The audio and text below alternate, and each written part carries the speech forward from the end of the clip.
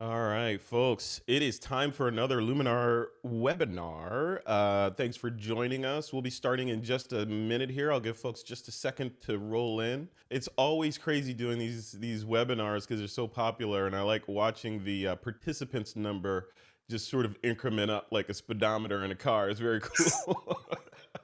So welcome. This webinar is going to be focused on portraiture, and we've got some talented photographers that specialize in taking photographs of people to talk about that. We're gonna talk about that. We're gonna talk about how they incorporate Luminar into their workflow, and we're gonna talk about their wishes for this next version of Luminar, which they haven't gotten their hands on. I don't think anybody on the panel has gotten their hands on it yet. So we're going to talk about all that. So I think we should get started. We're right at the top of the hour. My name is Frederick Van Johnson. I'm the host of this here webinar, and I'm honored to be joined by these three guys. Aiyush Pachnanda, I think I got that right, also known as Yushi, right? He's on the show. We've got Tim Engle on the show, and also Troy Miller. Just a little bit of housekeeping before we get started. This webinar is a webinar, and as such, there's a Q&A button down at the bottom of your Zoom window on the bottom right there. Go ahead and click that and submit any questions that you might have for these guys on portraiture or their workflows, etc. And towards the end of the show, I'll get to that and address them and throw your questions in there for them. Also, this webinar is being recorded and live streamed on YouTube as well. So if you want to watch us over there, you can do so. And also, if you're in the Luminar community, you'll have access to the replay after the fact. And the team will be sending that out shortly after the webinar, maybe in a day or so. So with that, let's dive in. I'm going to go ahead and introduce these guys. So like I said, Aiyush Pachnanda is on. Hey man, what's going on? Welcome Hello. to the webinar. Tell us a little bit about yourself. I'm going to share your work as we do these intros so Of that we can course. get a better understanding of who you are while you're telling us about who you are. So, who is Aiyush? I'm a photographer, portrait photographer, photojournalist. I do a lot of work based on like quirky looking people, like tattoos, lots of stuff on like, musicians, as you can see now, and quite subculture based people. So I like finding the unusual in people, like making them show me their tattoos, just people in clubs, just trying to get character and some life out of people who I find interesting. That's really cool. That's interesting. I want to talk about that a little bit because the when we get into the webinar, because that people, photographers in general, I know I'm generalizing, but a lot of photographers, it's a solo sport, and engaging with strangers is what long lenses are for, right? So Yeah, so you're getting in their face and having conversations. How dare yeah. you do that, right? so, It's so something I like to do a lot. Something I love to do. all right, well, we can take some lessons from you on that for sure. Well, welcome to the webinar, man. I'm looking forward to the Pleasure to be. conversation. Also up on the show is Mr. Tim Engle from beautiful Sacramento, California. What's up, Tim Engle? Good morning. Good morning. So tell us a little bit about yourself and the kind of work that you do. Let's see. What do I do? Whatever I can. No, commercial, editorial, some fashion, lots of portraiture. Yeah, no, I spend my days probably a good percentage of the week with doctors, lawyers, business people, and then 1 or 2 days a week with beautiful models. Trying to. Your life must be hard up there in Sacramento. I'm taking it. It is. It's rough. So, and then obviously my fine art side. So I have a few things I try and do on a regular basis during the week to keep fresh and exciting and into what I'm doing. Indeed. Love it. Well, cool, man. Well, thank you, and welcome to the webinar today. So excited to talk to you. I know one of your skill sets, aside from being an exceptional photographer, is creating that amazing body of work with like do it yourself type stuff. I remember a couple of years ago, you and I went to a Goodwill store up in Sacramento area and bought a bunch of stuff and took it to a castle and did some Yeah, shots there. $20 worth of clothes and then made a shoot out of it. Yeah. Yeah, I love that. I love that. Crazy stuff. Crazy stuff. All right, and next up on the show is Mr. Troy Miller, my buddy. Troy, welcome. How you doing, man? I'm good. I'm good. Excited to be here. This is great. Yeah, this is gonna be fun. Yeah, it's gonna go quick. You know how these things go, right? So we Yep. have an hour to get through a lot. So before we dive into that stuff, tell us a little bit about your work and what you do. I'm a full-time wedding and portrait photographer. My wife and I have been doing it full-time for 30 years now. I think this is year 30. So I spend a lot of time in front of people, and I love that. I also do some fine art stuff, but that's just for me, for my sanity. Most of it is the weddings and then the families that follow the weddings. That's a talent in and of itself. Just, I mean, taking the photography out of it, just the psychology of dealing with people at their most stressful on the wedding day and still getting the shot. Then doing it repeatedly over and over again. I always admire you guys that can do that. That is crazy. Yeah, I love it All right, because it's guys. hard. That's why I like it.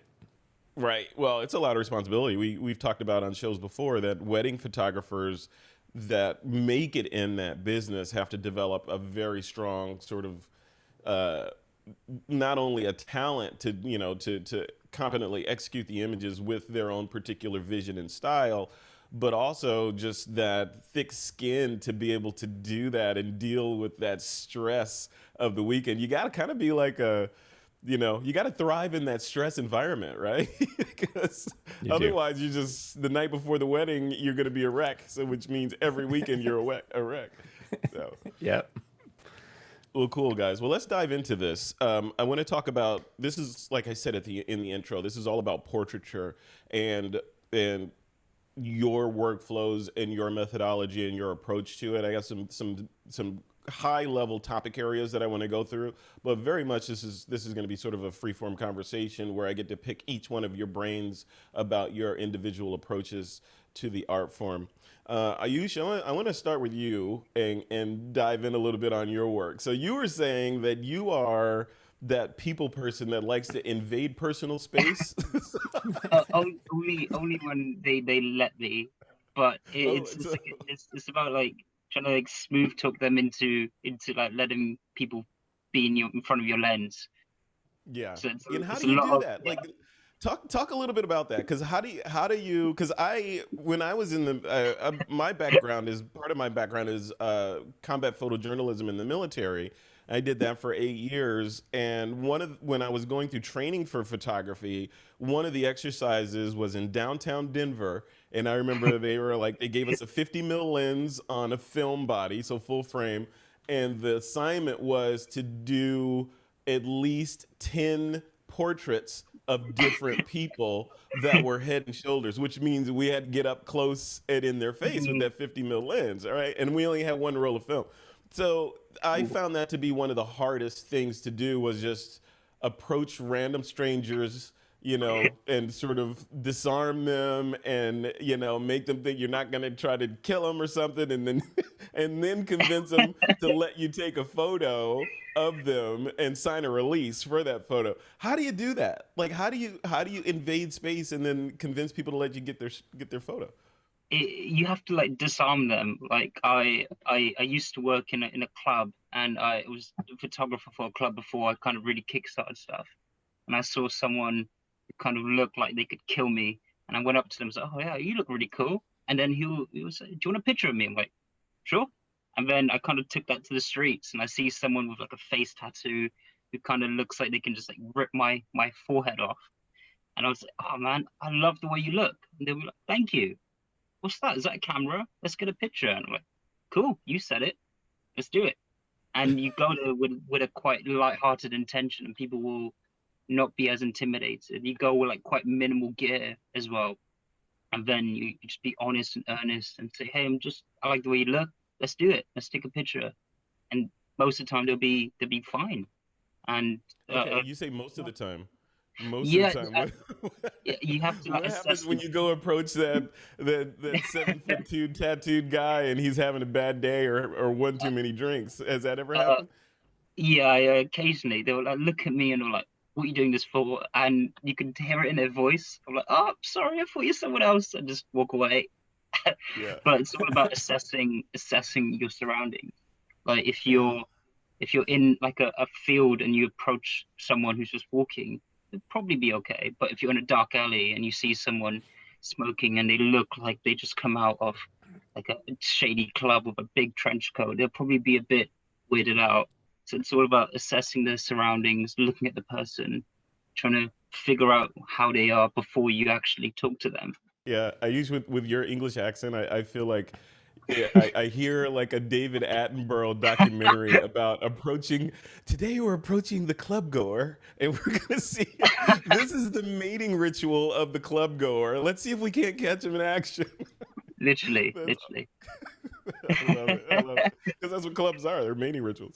Pretty I love much. it, man. So that's fascinating stuff. It's still very scary to me because that leap of, for some people, right? Some people have a natural, ability to break the ice and have those conversations, and some people are inherently, introverts and won't approach other people unless forced to, right? Yeah, well, when I'm working by myself, I probably won't speak to anyone. I put like my podcast in, that's me.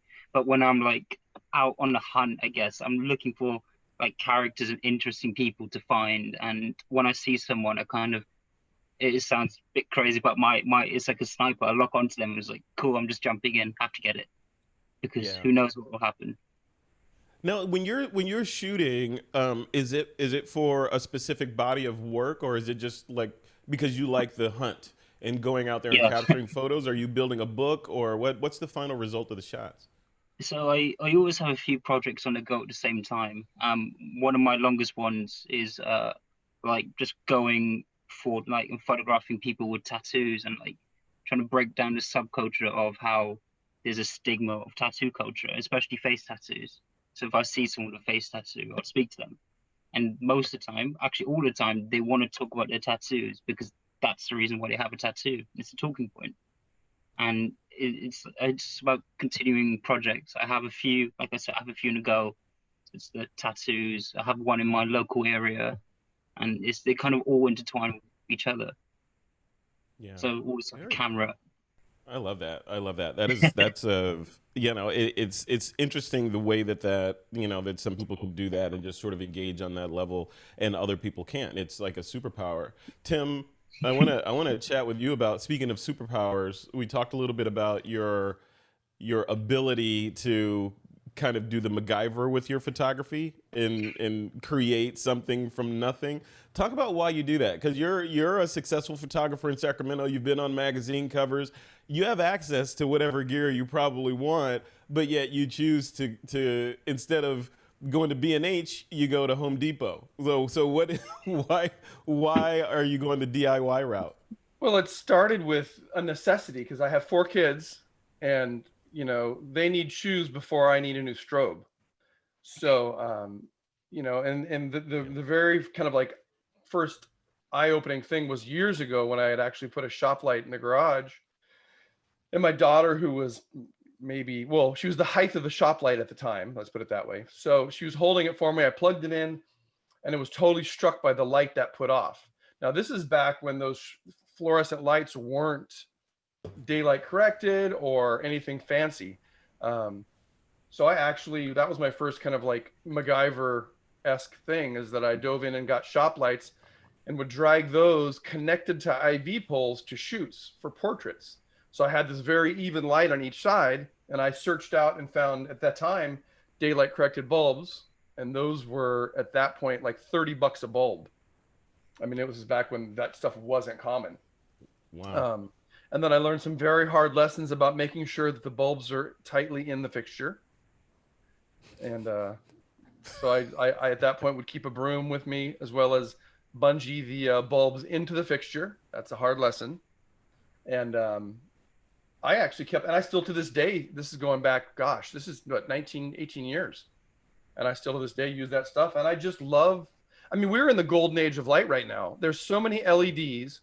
There's so many cool little lighting things that we can get. There's so many little, battery powered stuff that it's just like, a ProPhoto strobe can't, do these little pinpoint lights like I like. So why spend the money? And as a commercial photographer, I can't just spend money. It has to have a quantifiable return. So I still have, my Alien B stuff from years ago, and those things are bulletproof. And I still use, like I say, shop lights, flat. I mean, if you saw my flashlight collection, I think Troy knows how that is. I know how that is. Yeah. Yeah. No, Tim, when you're, and by the way, you just said a phrase that I made a note of for the title of a future podcast, The Golden Age of Light. Thank you very much. I'm stealing that trademark. Certainly. Certainly. So let's talk about photons a little bit. So photons, i.e. light. We've talked about this over the years, but the whole idea of like, what is the metric? Like if you spend thousands of dollars on a ProPhoto lighting system for portraiture versus, for $40 from Home Depot for a lighting system, are those photons different? Is it just the color balance of those photons? Is it the ruggedness of the gear that you're paying for? What is it? The more expensive the photon, the more it retouches the skin. No, it doesn't. Really? Okay, let me make a note. Yeah, right. No. I mean, a photon is a photon. I mean, the light coming through the window is like the same, photon that's coming from my little flashlight. So it's like, I think it's how you manipulate and how you work with those photons. So often it's like, we all get that gear acquisition syndrome or the gas syndrome that we think, oh, the more expensive light is what is the answer because I want to be like Herb Ritz and do an expensive light or Annie Leibovitz or something like that. And it's just a matter of like, number one, seeing light and learning how to like manipulate the light you see.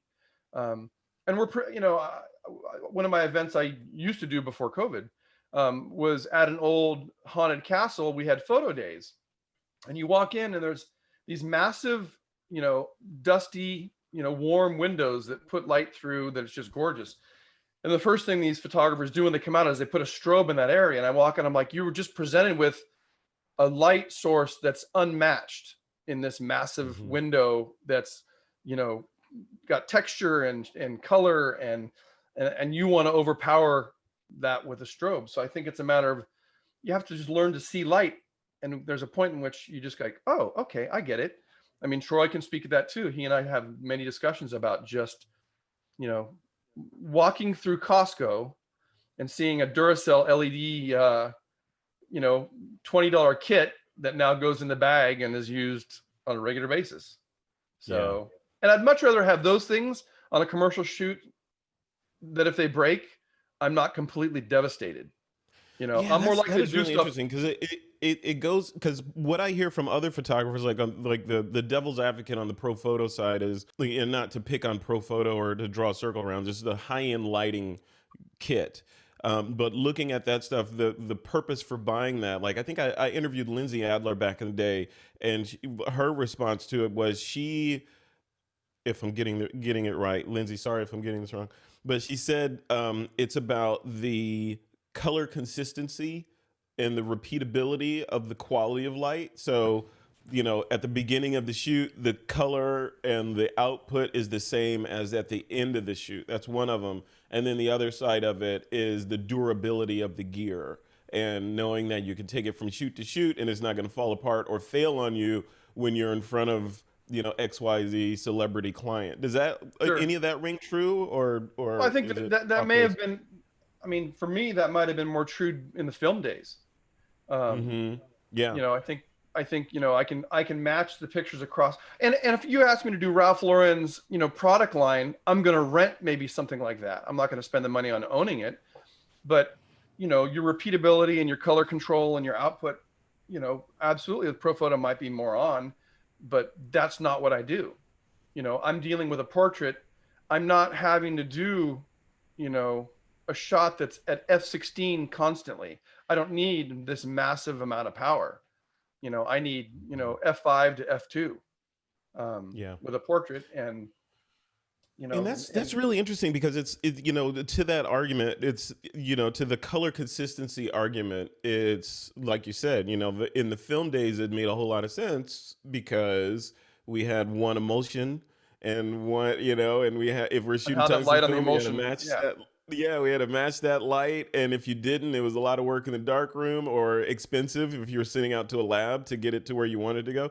But Yep. now we can change color balance at the flick of a dial on the camera, or shoot in RAW and just make those decisions in post, right? Yeah, So or have that color chart that's behind you, and somewhere like, back there, yeah. yeah, I mean, in some commercial shoots, I'll start with the color checker, and that's the first shot, Yep. just so that I've got Yep. a consistent balance point.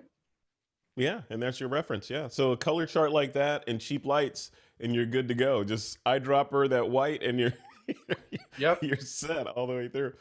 Love it. This is cool, man. I love chatting with you guys on this stuff because, like I said, different perspectives from different angles on portraiture and lighting and all that. And Troy Miller, you come into it from the combat side of it, right? Because you purposefully, well, you're paid for it, but you throw yourself into battle multiple times a month where there is no option, or failure is not an option, right? You got to get the shots. You got to build a saleable set of images because that's what you have contractually signed up for. So the pressure is on that day to create beautiful work. It's not a studio environment where you have everything dialed in the night before and they come sit and you take the picture.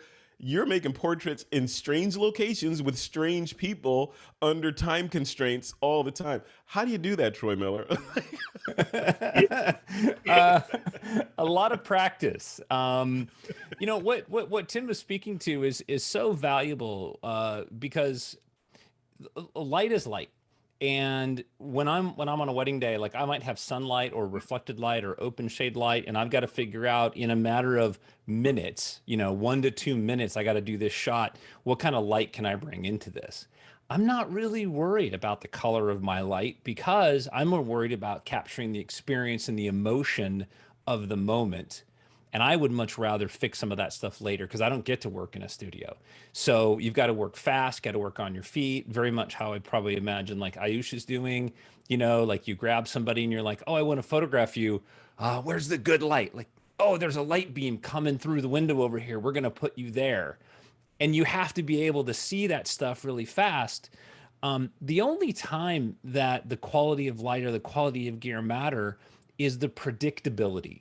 Right? It's that idea that if I put this light here and I turn on my remote, it's going to fire. And that's really what counts, right? Is predictability, Yeah. whether it's a strobe or it's a flashlight. Because Tim and I both have obsessions with flashlights. We send each other links like, hey, this is at Costco right now. You need to go get these. Photo nerds all the way. You can throw light into anything. And we joke about it, but it's totally true. And Tim came and taught at an event that I hosted, and he sends me a link and he says, I need this from Walmart. And it was a 3.5 foot or 4 foot long LED shop light that cost $11.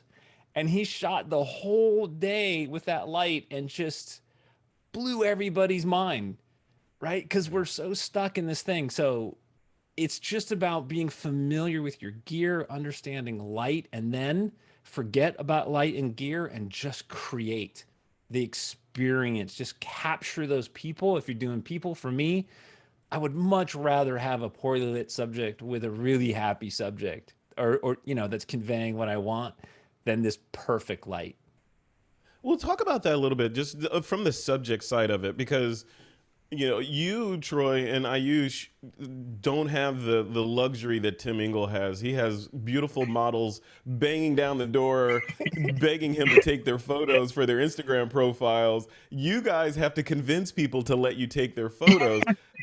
Aiyush, let's start with you, man. So I want to get back into that, just the Jedi mind trick of doing that, right? Of when you don't have a willing subject, like even in Troy's situation where people see him running around with all the cameras and the assistant, they know he's there to take photos. Yeah. That's his job. And they know that they're at a wedding, so the expectation is they may be photographed. You don't have even that, right? So, no, not yeah. So and Troy, I want to transition to you to get into how you break the ice. But how do you said you go up to people and maybe crack a joke or compliment them. Yeah. But it's got to be deeper than that, especially these days. Like, how do you get in there to get those fantastic shots of yours? It's normally that if I see like there was a particular photo of like this girl with like crazy face tattoos, and I just walked by and I looked at her and she knew I was looking at her, and then I was like, your tattoos are amazing. I was like, I'd love to photograph you. Yep, this one on the right. I was like, I'd love to photograph you. And then she was like, maybe not. I'm a bit nervous. I was, oh, this is what I've done before. I take pictures of people. Then she was, oh wow, yeah, sure. Let me. How do you want me? And she just was like, oh, do that again with your hand and your lip, and then took the photo. I was like, how's that? So it's great. Here's my email address, and then have a nice day. So it Wow. has to be natural. It has to be you have to be like really on the spot and really spontaneous. And it's pretty similar with the same picture on the left. It was an Elvis on the beach, which is strange, especially because I live in the UK. But I saw this man just chilling there, and I said, "Hey, can I get a picture?" He said, "Sure." Just stand there, take the picture, showed him. Have a nice day. Has to be really spontaneous. Have to be quick and like friendly, but not too friendly, so you freak them out. Yeah. Yeah. Have you ever been in a situation where you felt, concerned for your own safety after approaching someone? Most days. I thought you were gonna say occasionally. No, really? It's Yeah, common? yeah, especially like people in London don't like to speak to each other. And if you approach someone in London, they're like, "Whoa, this is no one really speaks to anyone, no stranger anyway." So it's either, oh, he's asking for money or he's just gonna try to sell me something.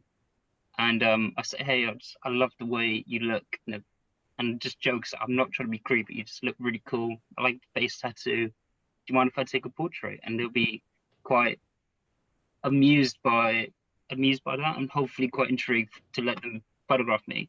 But let me photograph them. Yeah. Yeah. And then do you like at the end of it, you mentioned you exchange email addresses. So each one of your subjects, you make sure you get them a copy of the image. How does the delivery piece go? Yeah, so I normally just send them like a digital copy. I'm saying, hey, here's a link to my stuff. If interested, feel free to contact me again, get some pictures.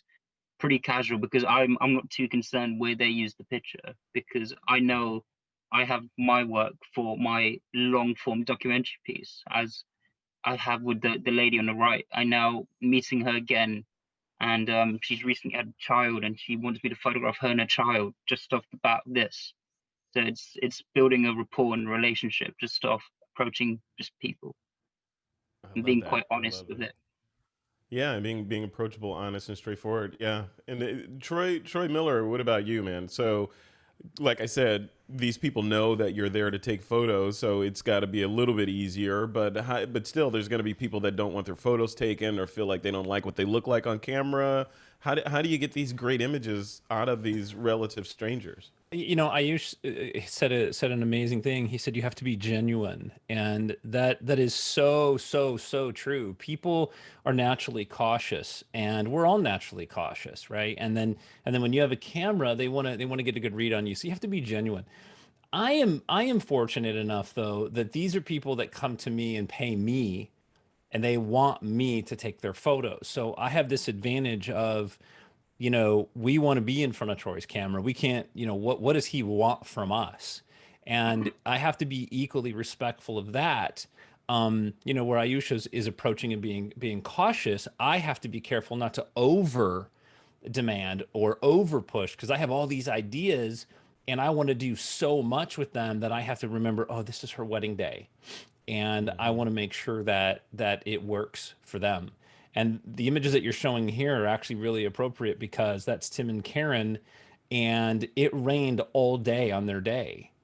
And I had to try to create images for them without being super pushy because they were already really stressed out and they were having a really hard time and it was challenging for them. And so I had to be as transparent as I could and be like, hey, can we do this?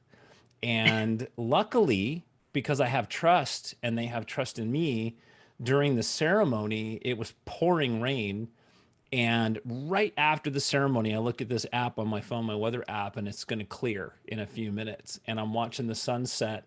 And I'm like, I said, hey, we got to stop. I need you guys right now. And we took them over to the rail and took a photo, and it started pouring again 2 minutes later. But they only did that because they had trusted me, and I had built that trust up over our relationship. And I'm always really respectful. And every image that you see in here is natural light, a little bit of off camera flash, but very rarely. And this is just about working with the environment. I'm basically a photojournalist when it comes to this kind of stuff. So literally, the sun came out. They had just gotten married, and it was rude of me to be like, Tim, Karen, I need you now. But they wanted me to photograph them. And we ran 4 feet away, put them against this railing. She stood up on her toes, gave him a kiss. The sun disappeared. That was it. Started raining again. This looks completely staged. I gotta tell you, it looks like you ordered up this sunset. You had the water truck come in and spray the ground down for the reflections. You did a Luminar sky replacement. Yeah. Is this a sky replacement? No. This is pre-sky replacement tech, right? You know what? Even pre-sky replacement tech, people thought that I faked that sky. And it's completely justified, right? Like, it looks so unnatural. Like, that doesn't happen a lot in nature, but it Let alone did. California. Right. And because I understand my gear, I understand how light works, and I had the trust of my couple. I had their trust. I could run them over there. They kissed. They started walking back. The entire wedding is standing under the awning, clapping for them, like cheering, right? Like, it was amazing. The photo could be terrible, and they would still love it because they had a good experience. I love that. Well, let's transition, guys, into gear a little bit. So we talked a little bit about just the art of breaking the ice and portraiture and the flow and how you guys do that stuff. Let's transition to the we talked about lighting as well, but I want to talk about gear and a little bit about lighting. Troy, I want to continue with you on that. You said most of your work there in that body of work we just looked at was available light. I know you've recently introduced strobes, like some Godox stuff into your workflow on the wedding day. When do you use what, obviously to fill light into shadows, but looks like you could do the whole thing available if you wanted to. So why introduce unnatural light into that flow? I use a secondary strobe as a accent to existing light. So it's usually about taking the sun and making it a fill flash, making the sun the fill light and the strobe a main light. And that creates some really cool, dramatic, underexposing available light. So just doing something creative and different. And at the reception when the light is gone. I usually put a light on a single light stand, stick it over in a far corner so I can have directional light from somewhere in the room that I can work with. So that's how I use my light. I don't use any reflectors. I don't use any modifiers ever on any of my shoots. It's available light and then fill flash to fill and balance and either manipulate the shadows or change the direction of the main light. And Tim Engle, what about you, man? So when you're, obviously we know you do a lot of Home Depot kind of DIY type lighting, but what does a kit look like? Like, you sent me some photos yesterday. You texted me some photos of a shoot I think you were building that was not DIY stuff. I think it was a commercial shoot. When do you make the decision to do DIY versus kind of use commercial gear? So what's that split there? Yeah, I think it's time versus return. So it's like, if I'm playing for me, I'll do more DIY or do it yourself stuff. Like a commercial shoot yesterday. So what I needed to do is I need the gear to not be in my way. So I have to set up an environment where I can shoot and not have to think about that stuff, because what I need to do is I need to deal with the client and the relationship I have with that person I'm photographing.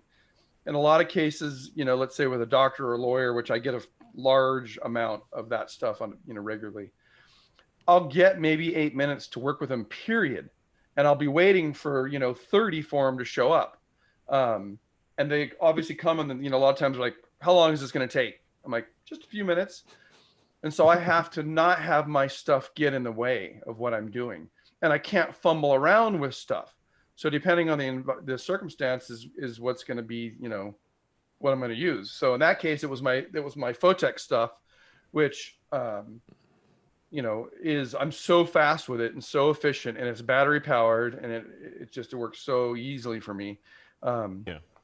Like I say, I just, and I always think about Aiyush's stuff, because it's like, you end up getting, like he talked about, like his discussing with people, you end up getting an act, I think, that I have to try and get people at ease quickly, and get what I need from them at a rapid pace. And like Troy talks about, not bringing all this stuff around, because it's like, I don't want to have stuff in my way. The hospital picture you have right there, I get there and I have, a wagon of stuff, and they say, oh, you can't put anything in there because we don't want anything on the floor, the OR room. And so I'm like, oh, so I end up using just the OR lights to light them, so it's like, you just have to kind of like, Wow. go with the environment. Like it says there, I had 20 minutes to get these guys to get it figured out, get the shot, and get it done. Wow. See, that's like photojournalism. And, unlike a lot of photographers that, commercial photographers that have, or even celebrity photographers, they get like 10 minutes with the subject. It's still, they know they can set the lighting and get everything set up beforehand, and then have this subject arrive. You guys are like, all three of you guys are like, okay, what's around? How can I make a portrait? And Yeah. then you make it and go. So there's something to be said about that. I want to transition into workflow, into post-processing, and how you guys do that. I want to kick that part off with you. Obviously this is a Luminar workflow or webinar. So what's your flow from once you get home from wherever you are and you got your memory card full of images, then what's the flow? So I immediately back it up just to keep myself safe. And backed up, I will go through Lightroom just to sort out like a bulk of images, whack them in Lightroom, and whack them straight into Luminar. And then from that, I'll work on different pictures. I have all my my looks ready for kind of images that I know how I want to look like. So a lot of the time I just shoot in camera, black and white, and I have specific looks for like almost times of day and location ready.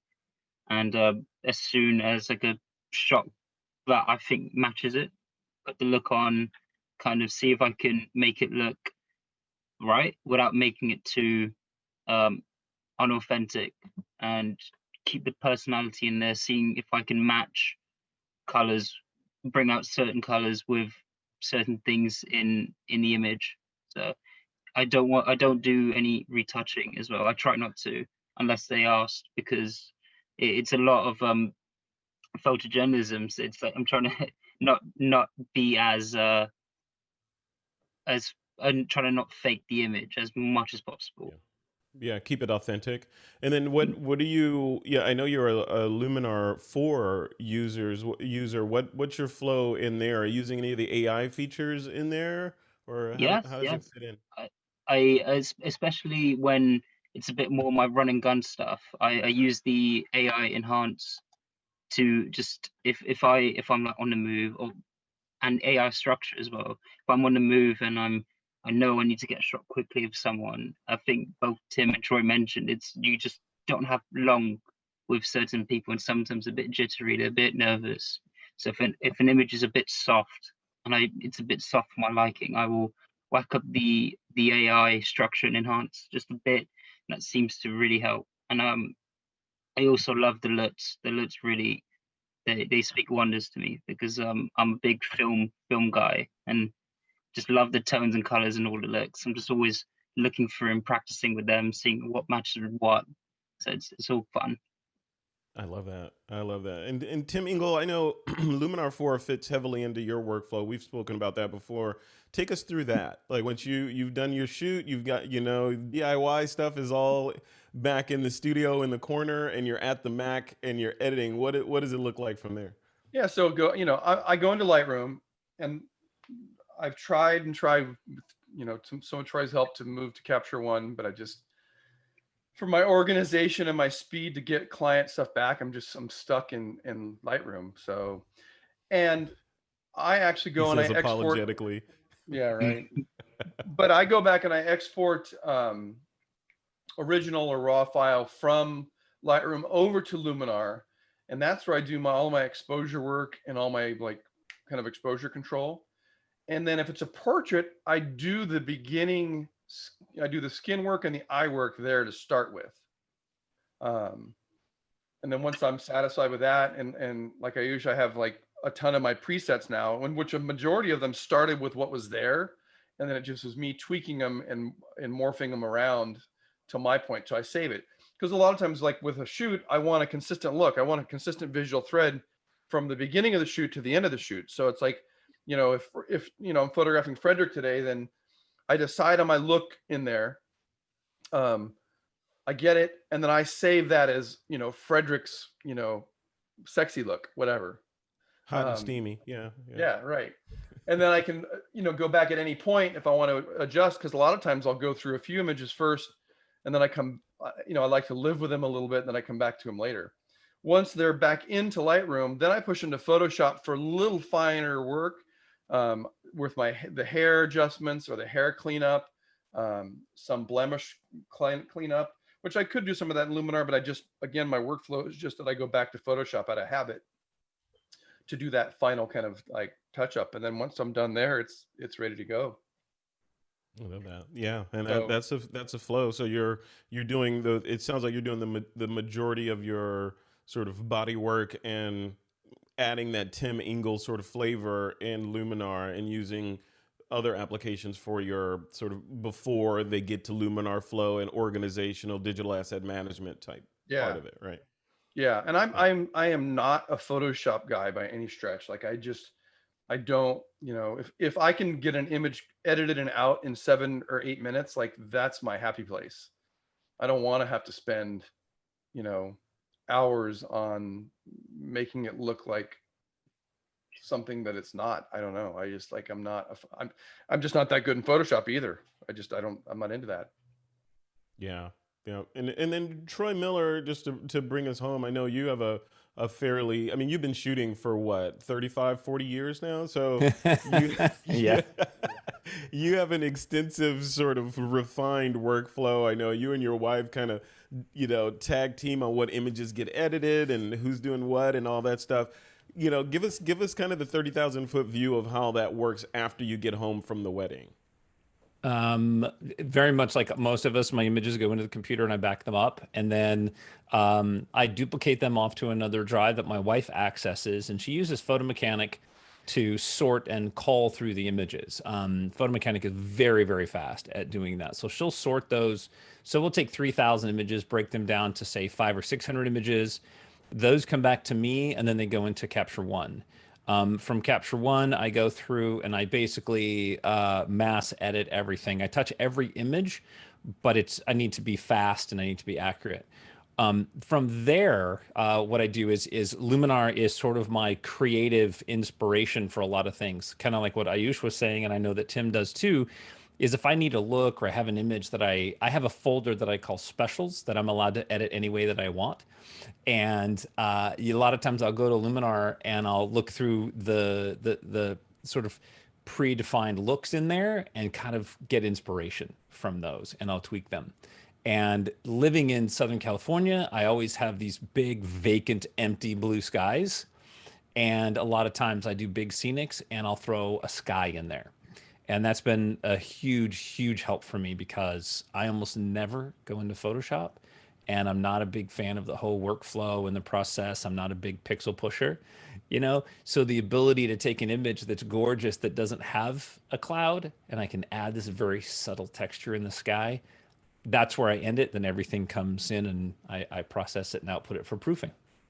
Yeah. Wow. I love that. That's the cool thing about all this stuff, and with all these tools that we have, there's an infinite way to approach, the various things. Everyone, like we said at the beginning, everyone has a different technique, a different goal in mind, different gear, different ideas about what should be lit artificially, what should be natural. And the whole thing is there's no one right answer for any of this stuff.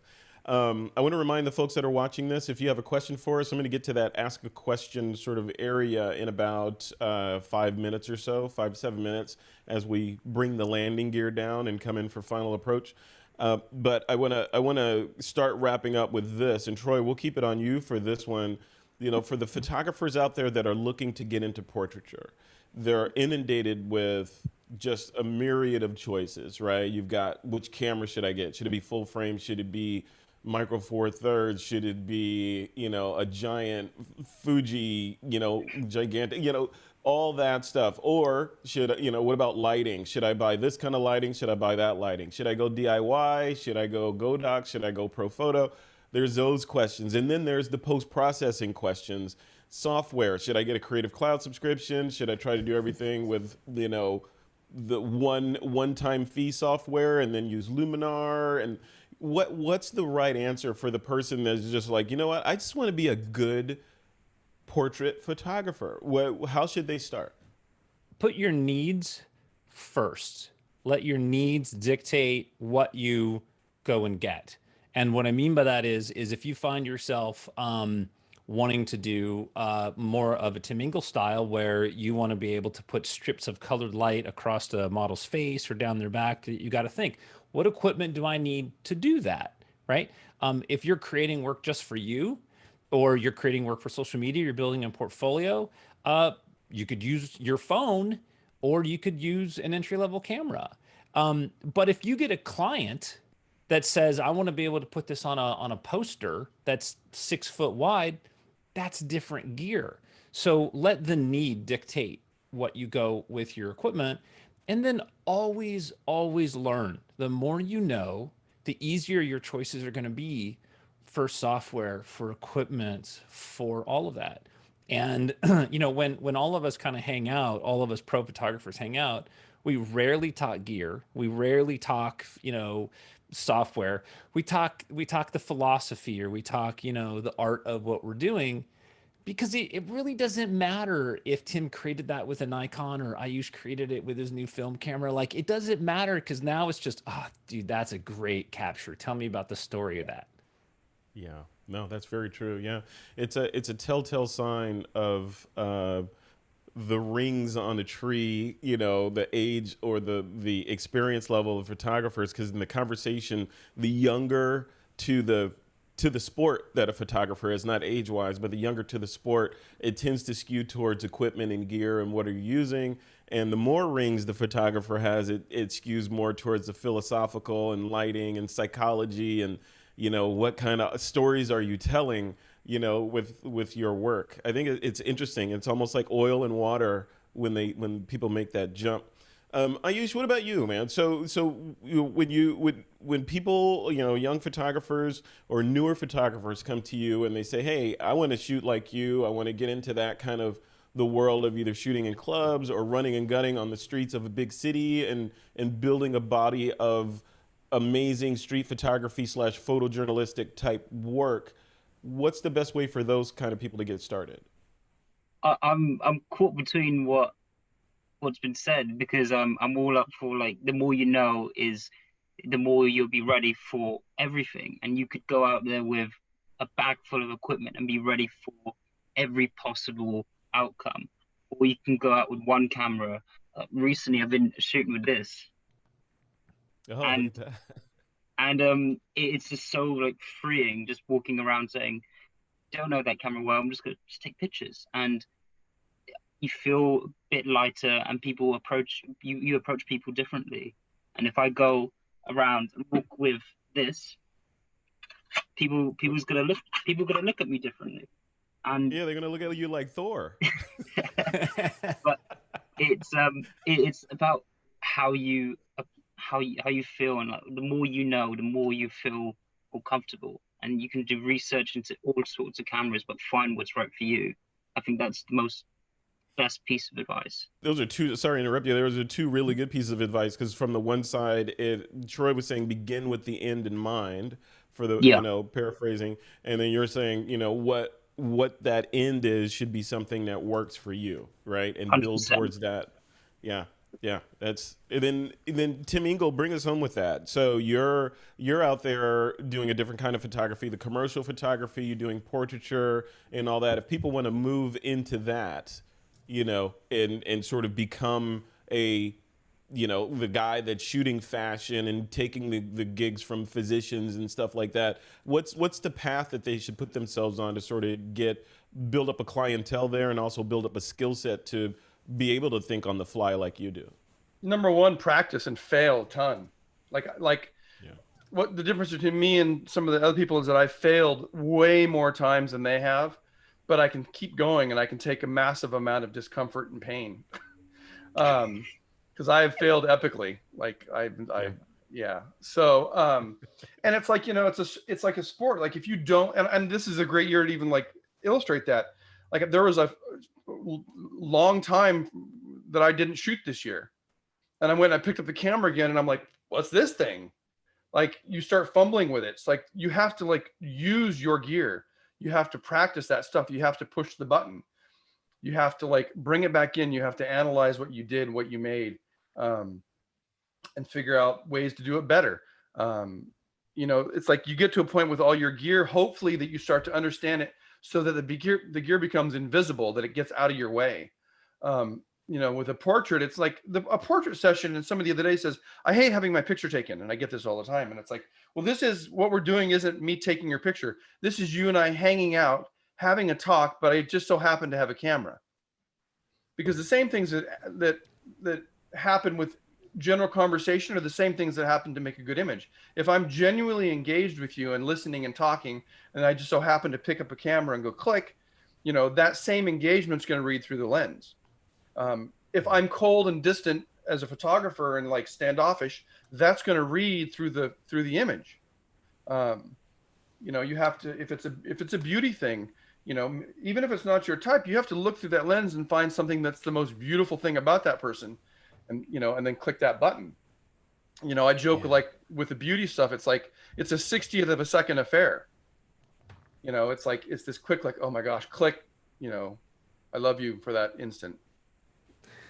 Yeah. It's interesting that you say that, because I think most people that have shot the genre of portraiture, they hit that. I hate the way I look. Can you make me look skinnier? Can you do this and all that? What do you as the photographer, like, you get that, I'm sure, all the time. Make me look this way. I hate this part of me. Yeah, it's always like, if I had a shirt, the shirt says always, can you make me lose 10 pounds? Right. Like that. That's always right. What do you tell those people? Do you make them lose? Are you liquefying those people, or are you? No, and I tell people, it's like, I'm not going to adjust what doesn't naturally occur. Like if you have a blemish, that blemish I'll fix. Like I'm not going to alter you structurally. I tell them at the beginning, it's like, I'm not going to change who you are fundamentally. I'm not going to make you look like crazy, different on that stuff. So. Sorry, my phone's ringing. So I have that discussion in the front end, and then we're looking at the image typically as I shoot, and I say, what do you see on this image that you'd like changed or altered within that same reason? And they're like, oh, can you fix this part of my hair? Can you do this? Can you adjust my red nose? And I've gotten very good with shooting attorneys of fixing red noses and ears after all these years. So that's it's I think this is like the whole world of portraiture. It seems, I think, from the outside, especially from a customer standpoint, it's like, oh, just take my picture, just stand there and pose and get the shot. But much like other genres of photography, like I did a conversation, an interview with a good friend of mine yesterday, for our Skyloom Behind the Scene podcast, and it was about the art of real estate photography. And you would think that, hey, what's the big deal? Just go up and take a bunch of pictures of the house and it's over. It's not that simple, right? It's not. And much like portraiture, I would argue that portraiture is a little bit more of a slippery pig in that respect, because you're dealing with people and their emotions and their insecurities. And like Aiyush is breaking ice and getting into personal space and still coming back with that saleable image. So this is good stuff. I want to take a couple of questions. So folks, if you have questions, go ahead and throw it into the chat or the Q&A. Here's the first question from Christine in the chat. She wants to know, does anyone work with MagMod? If so, how do you use it in the studio and in the field? I know Troy doesn't. So Tim or Aiyush, are you guys using MagMod? I actually use the Rogue flash benders, which they're not magnetic, but it's the same concept of a small flash modifier. And in some cases, I have a full kit of that. There are times where I can't go in with a large kit. I have to go in with something small, and so I'm using the Photex, strobes with the magmog, or not mag, but the flash bender attachments. And it's the same way I use some of the big ones. I mean, the modifiers aren't as large, but I'm just trying to enhance or shape the portrait in a pleasing way. So Yeah. it's just another piece of the toolkit depending on the job. Ayush, any light modifiers while you're running and gunning? No, I normally just use a flash, and that's just it. On camera That's it? flash, off camera flash. Sorry, that's it. No modifier on there? No fong dong or anything like that? No, just as is. This is as is good. Just Straight as light. is, vanilla in the lighting world. Yeah. I think a lot of I people love it. underappreciate the power of a single strobe, being able to bounce it off walls, bounce it off ceilings, bounce it off your hand, bounce it off, somebody's t-shirt. Like it's a really underutilized tool.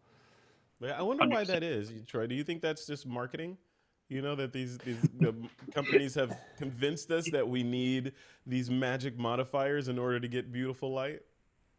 I do. In some sense, but not in a bad way. I mean, it's really, it comes down to, again, like what equipment do you need? But an amazing light kit, and this is what I always tell people looking at wedding photography. I'm like, look, go buy yourself like a Godox speed light and a transmitter. And when it's on camera, great, just do on camera light, learn how to point that thing around, but then take it off camera and go sit it in the corner and point it up at the wall and light that back wall. Cause now you just got a 20-foot softbox back there.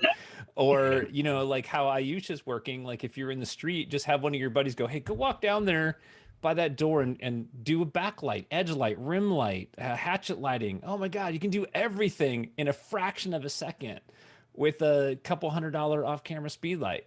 So Yeah. practice, and they're not expensive.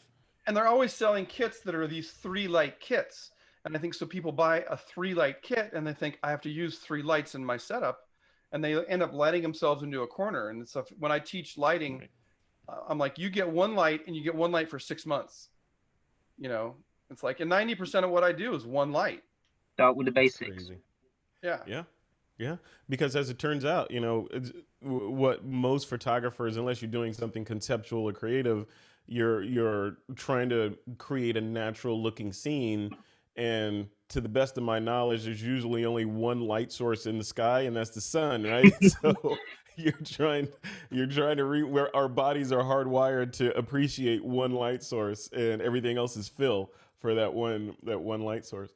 Let's take one more question here. Aiyush, I think you answered this one in the chat, but let's answer it for Yep. the other folks Yep. that are listening. Lambert wants to know, do you draw up a release every time you photograph someone? Glad you asked, so I could talk about it a bit more. So if it's really in the moment, I try not to talk about that until I got the email, because I realize it scares some people off when you talk about releases and, oh, sign this form. And I think getting them to agree for a picture is good enough. But if I then say, oh, let me have your signature, and then they're like, okay, well, what are you doing? You're gonna sign me up to something? So I try to keep it as simple as possible. I get their details and then send them the image and saying, is it okay if you just sign this so I can then use it on my website? So that's all good. And then they'll agree, because it's not in the moment and they can read it in their own comfort and not be worried that I'm just stealing this soul and signature and address all in the same time. Yeah. So it's Yeah. just gives And they're not you a bit worried of space to breathe. You're not worried that they're going to see themselves on a billboard one day and wonder where's my check, right? Yeah. And All right, kudos guys, to Aiyush for doing that, because that's a big deal. Yeah. Because a lot of photographers don't have that level of respect, and that's bad for those of us that do. So Yeah. that's important. Yeah, Yeah. and especially if I take time in creating an image for them and they spend like a good 5 to 10 minutes talking to me about my projects, about me, I think at least I can do is, hey, here's a picture that you can use for your LinkedIn or Facebook or Tinder. So it's just like my way of giving back to them. Well, guys, thank you. We're at the end of the hour here. Thank you, all three of you, for coming on and sharing your golden tips. And Tim, the golden age of light. I've written that down, trademark. You're Okay. not.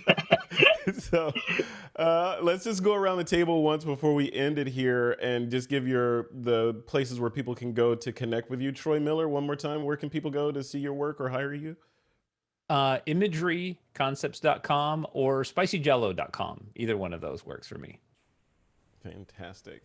And Tim Engle, what about you?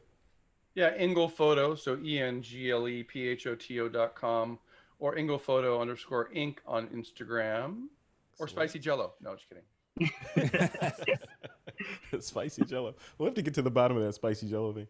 And last but not least, Aiyush, if people want to check out your work, where should they go? So I've got a website. It's a bit of a mouthful, so it's AIYUSH-PACHNANDA.format.com. That's not easy. Just go Here to it my is. Instagram. Saving me the breath. But my Instagram is @_Yushi, so YUSHY. That's me. All right, gentlemen. Thank you to all three of you, and thanks to everyone who participated in this webinar. I hope you got something out of this. I know I sure did. And we'll leave it right there, guys. You guys have a great rest of your week. Enjoy the day, and keep shooting. Be safe out there.